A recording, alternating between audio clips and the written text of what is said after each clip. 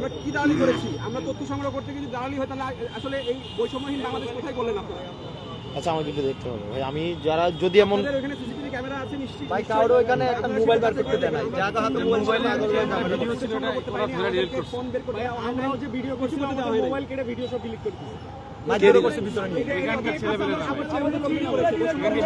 আমাদেরকে মারা হয়েছে, তারপরে কোনো প্রমাণ যেন না থাকে এই জন্য তারা ভিডিও রিমুভ করছে। আমরা ভিডিওটা আমরা ভিডিও হয়তো বা প্রকাশ করতাম না, আপনার কাছে নিয়ে আসতাম ভাই কালকে এটা করতো সবসময়। সেই কাজটা এখন বৈষম্যবিরোধী ছাত্র আন্দোলন করতেছে কিনা? আমরা আমাদের জায়গা থেকে পরিচয় দিছি যে আমরা গণমাধ্যম কর্মী, তারপরেও আমাদের সবাই সাক্ষী, সবাই সাক্ষী, এবং আমাদের পকেট থেকে ফোনও পর্যন্ত বের করতে দেওয়া হচ্ছিল না, এরকম একটা অবস্থা ছিল।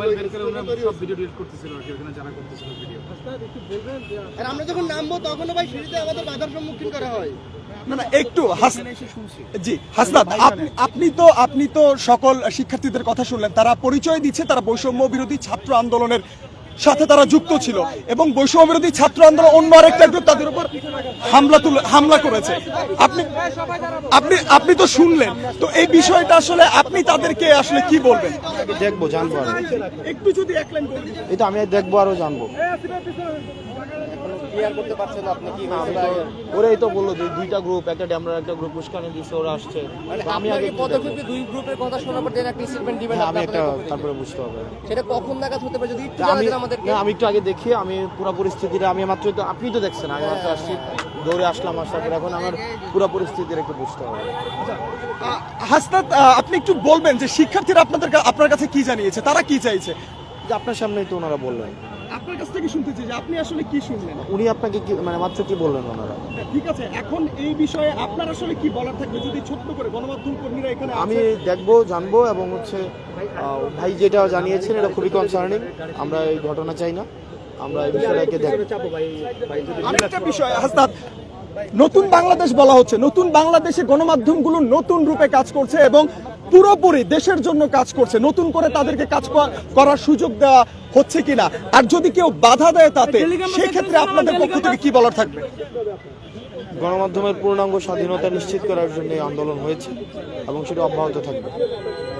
এখনো দেখা যায় যে জুলাই আন্দোলনে কারো বিরূপ ভূমিকার কারণে দেখা যায় বর্তমানে তারা পুরোপুরি দেশের হয়ে কাজ করছে এবং অসংখ্য গণমাধ্যম কর্মী সেসব পত্রিকাগুলোতে, টেলিভিশনগুলোতে কাজ করছে এবং তাদের উপরে অনেক কথাবার্তা আসছে, যারা আসলে বলছে যে এই ধরনের কথাগুলো যে তারা কাজ করতে পারবে না, তাদেরকে বক্তব্য দেওয়া যাবে না, তাদেরকে সাক্ষাৎকার দেওয়া যাবে না। তাহলে কি গণমাধ্যম আসলে পরিবর্তন হতে পারবে? নতুন করে যারা কাজ করছে তাদের কি সুযোগ দেওয়া উচিত না? গণমাধ্যমের দায়িত্ব, গণমাধ্যমের আপনারা যারা ওই যে বোর্ড রয়েছেন ওনাদের দায়িত্ব এটা। তারপর নতুন করে গণমাধ্যম সাজছে, এই বিষয়ে আসলে সকলের উদ্দেশ্যে আপনার কি বলার থাকে? আমাদের প্রত্যাশা গণমাধ্যমের উন্মুক্ত স্বাধীনতা নিশ্চিত হওয়া উচিত।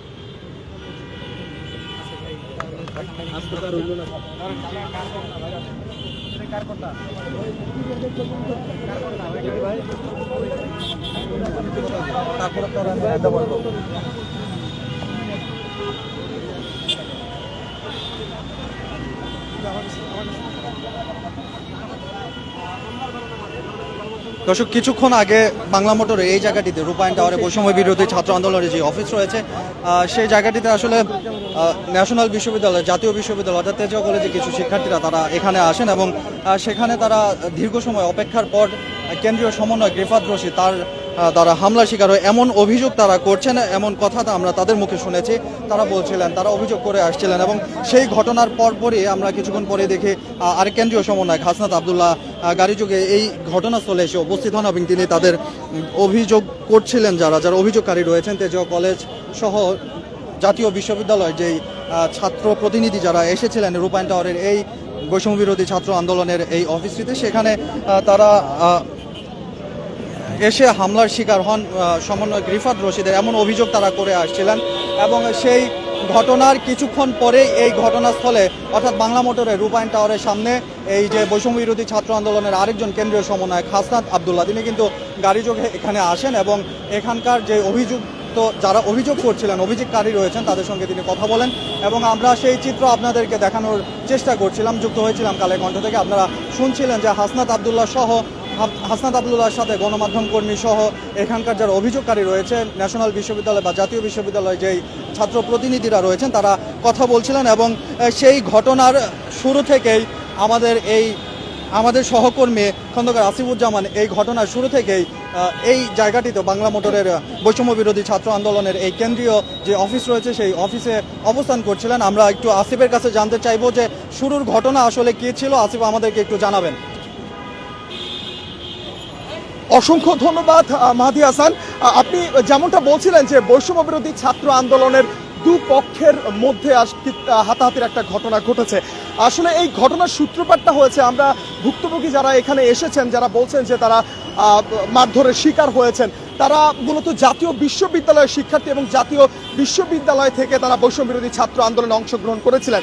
এবং যে বিষয়টি তারা বলছিলেন গতকাল ডেমরায় আমরা দেখতে পেয়েছি, শুনতে পেয়েছি যে তারা বলছিলেন যে বৈষম্য বিরোধী ডেমরাতে বৈষম্য বিরোধী ছাত্র আন্দোলনের একটি মতবিনিময় সভা অনুষ্ঠিত হয়েছিল। সেখানে আমরা শুনেছি যে দুই গ্রুপের মধ্যে একটি বিশৃঙ্খলা সৃষ্টি হয় এবং সেখানে দুই পক্ষই উত্তেজিত হয়ে পড়ে এবং পরবর্তীতে এক পক্ষ আরেক পক্ষকে দোষারোপ করতে থাকে। এবং তার পরবর্তীতে আজ যখন প্রতিপক্ষ আরেকটি গ্রুপ বৈষম্য বিরোধী ছাত্র আন্দোলনের অফিসের সামনে এসে মানববন্ধন করে, সেখানে তারা আবার হামলার শিকার হয়েছে বলে তারা অভিযোগ করছেন। এবং এই মুহূর্তে আমরা দেখতে পাচ্ছিলাম যে বৈষম্য বিরোধী ছাত্র আন্দোলনের যারা আছেন, যারা বলছেন যে তারা ভুক্তভোগী, তারা এই মুহূর্তে বৈষম্য বিরোধী ছাত্র আন্দোলনের অন্যতম সমন্বয়ক হাসনাত আবদুল্লাহর সাথে কথা বলছেন এবং তার কাছে পুরো বিষয়টি তুলে ধরছেন। এবং হাসনাত আবদুল্লাহকে গণমাধ্যম কর্মীরা আমরা প্রশ্ন করেছিলাম যে তিনি আসলে এই বিষয়টা সম্পর্কে জানেন কিনা, এবং তিনি বলেছেন যে এই মাত্রই তিনি শুনেছেন এবং এই বিষয়ে তিনি কথা বলে পুরোটা জেনে অবশ্যই ব্যবস্থা নেবেন। এবং এই মুহূর্তে আমরা কথা বলতে চাই কয়েকজন ভুক্তভোগীর সাথে এবং জানতে চাই তাদের সাথে আসলে কি ঘটনা ঘটে গিয়েছিল। মাহাদি, বৈষম্য বিরোধী ছাত্র আন্দোলন নেতাদের কার্যালয়, এটা কিন্তু খুবই দুঃখজনক এবং হতাশার, এবং এটা কিন্তু জাতির জন্য একটি অশনি সংকেত।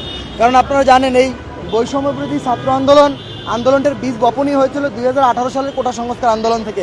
সেই রায় বাতিল করা হয়েছিল, তার পুনর্বহালের দাবিটাই তো আজকে 24-এর আন্দোলনের সৃষ্টি। সেখান থেকে কিন্তু আপনারা এখানে কি জন্য এসেছিলেন আর হামলাটা কখন হয়েছে? মূলত আমি এখান থেকে যাচ্ছিলাম, আমার প্রথম পরিচয় হচ্ছে আমি ছাত্র অধিকার পরিষদের বিজ্ঞান ও প্রযুক্তি বিষয়ক সম্পাদক কেন্দ্রীয় সংসদ। আমি যখন জানতে পেরেছি যে ছাত্র অধিকার পরিষদ নেতাদের উপর হামলা হয়েছে, তখন আমি এখানে দাঁড়িয়েছি। আমি যতদূর জেনেছি যে ছাত্র অধিকার পরিষদের দুইজন নেতা মাদ্রাসার, একজনের নাম তো জানতে পেরেছি সজীব, আর এক সহযোদ্ধা বোন আমাদের, ওর নাম জানতে পারিনি, আমাদের ছাত্র অধিকার পরিষদের। ওরা এসেছিল, কয়েকজন মাদ্রাসার ছাত্র আহত, ওদেরকে নিয়ে প্রতিনিধি হিসাবে এসেছিল বৈষম্য বিরোধী ছাত্র আন্দোলনের সমন্বয়কদের কার্যালয়ে, যে এরা আহত হয়েছে, এরা প্রপার ট্রিটমেন্ট পাচ্ছে না, এবং তারা কি একটা বিচারের দাবিতে এসেছিল এই সমন্বয়কদের কাছে। যেহেতু আপনারা সমন্বয় সরকারে আছেন, আপনারা আমাদের এই বিষয়টা দেখেন। তারা এই কেন্দ্রীয় কার্যালয়ের দুইজন সমন্বয়কের নাম আমি জানতে পেরেছি, তারা নাকি তাদের কাছে জানতে চেয়েছে আপনাদের মধ্যে রাজনৈতিক দলের কেউ আছে কিনা। যখন তারা বলেছে যে আমরা ছাত্র অধিকার পরিষদ করি, তখনই নাকি তাদেরকে আলাদা রুমে নিয়ে হামলা করা হয়েছে।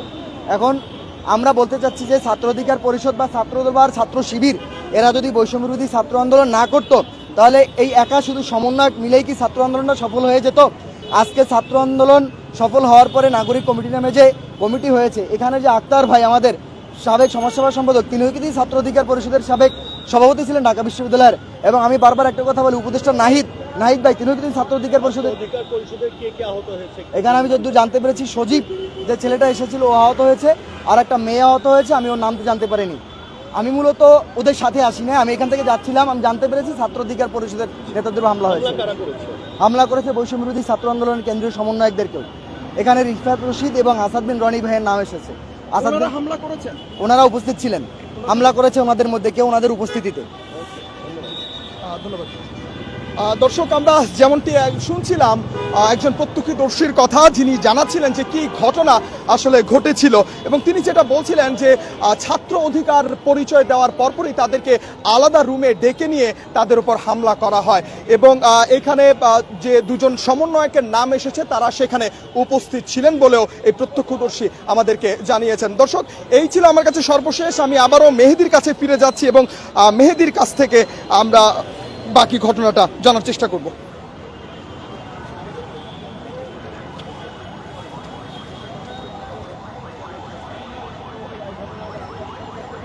দর্শক, কালেকণ্ঠে যুক্ত রয়েছেন। ঠিক এই মুহূর্তে আমরা রয়েছি বৈষম্য বিরোধী ছাত্র আন্দোলনের কেন্দ্রীয় যে অফিস, এই অফিসের সামনে। আমি একটু দেখানোর চেষ্টা করব। এখানে যারা এসেছিলেন তারা অভিযোগ করেছেন যে রিফাত রশিদ সমন্বয়, কেন্দ্রীয় সমন্বয়, তিনি এখানে উপস্থিত ছিলেন, তার উপস্থিতিতে এমন হামলার ঘটনা ঘটে। একটু দেখানোর চেষ্টা করব। তারা যে ব্যানারগুলো নিয়ে এসেছিলেন সেই ব্যানারগুলো এখানে পড়ে আছেন। আরেকটি তথ্য যেটি জানিয়ে রাখতে চাই, যারা অভিযোগকারী রয়েছেন তারা কিন্তু বারবারই বলে আসছেন যে তাদের মধ্য থেকে মোট চারজন হামলার শিকার হয়েছেন এখনো পর্যন্ত এই কেন্দ্রীয় সমন্বয়কদের যে অফিস রয়েছে সেই অফিসে। এবং চারজনই তারা যেমনটি বলছেন, তারা যেমনটি দাবি করছেন, চারজনই ঢাকা মেডিকেল কলেজ হসপিটালে তারা চিকিৎসাধীন অবস্থায় রয়েছেন। এবং কিছুক্ষণ পূর্বে আমি যেমনটি বলছিলাম, সহকর্মী আসিফুর জামানও তিনি বলছিলেন, কেন্দ্রীয় সমন্বয়ক হাসনাত আবদুল্লাহ তিনি এখানে এসেছিলেন। গণমাধ্যম কর্মী আমরা যারা এখানে উপস্থিত ছিলাম তারাও হাসনাত আবদুল্লাহকে প্রশ্ন করেছিলাম যে আসলে এই যে হামলার ঘটনা, এই হামলার ঘটনার নেপথ্যের কারিগর কে, বা এই হামলার ঘটনার আসলে মূল রহস্যটা কি, কিভাবে হামলা হলো, কেন হামলা হলো, কাদের উপর হামলা করা হলো। আসলে হাসনাত আবদুল্লাহ পুরো ঘটনাটি তিনি মাত্রই শুনেছেন এমন একটি বক্তব্য আমরা তার কাছে পেয়েছি। তিনি ঘটনা পুরোপুরি না জেনে আসলে কোনো মন্তব্য করতে রাজি হননি, তেমনটি আপনারা দেখছিলেন। আমরা যুক্ত রয়েছি বাংলা মোটরের কেন্দ্রীয় এই বৈষম্য বিরোধী ছাত্র আন্দোলনের এই অফিস থেকে। আমরা আরও সামনের যে ঘটনাগুলো রয়েছে সেগুলো আমরা জানানোর চেষ্টা করব। এই ছিল সর্বশেষ কেন্দ্রীয় সমন্বয়কদের যে অফিস বাংলা মোটরের রূপায়ণ টাওয়ারের, সেই রূপায়ণ টাওয়ার থেকে সর্বশেষ পরিস্থিতি।